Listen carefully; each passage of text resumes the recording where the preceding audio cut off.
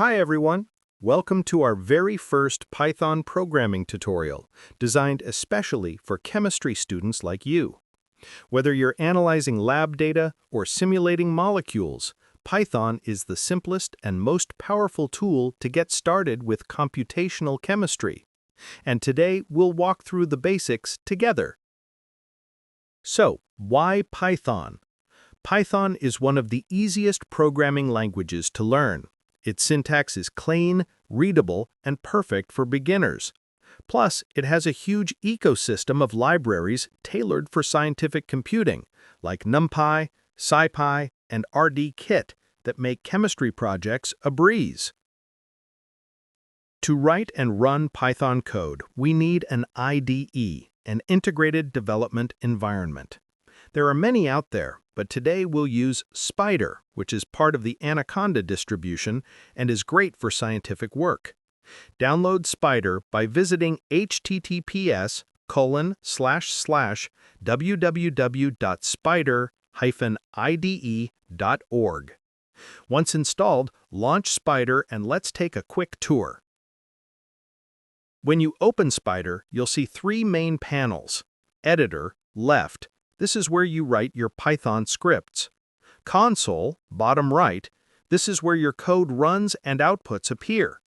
Variable Explorer, top right. This shows the variables you've created. Super helpful for chemistry data. We'll talk about variables in a future video. Let's write our first Python script. In the editor, type this line, print hello world. This command tells Python to display the message, Hello World.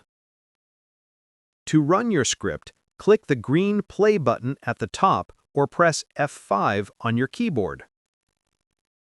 After running the script, look at the console panel. You'll see the output, Hello World. Congratulations! You just ran your first Python program.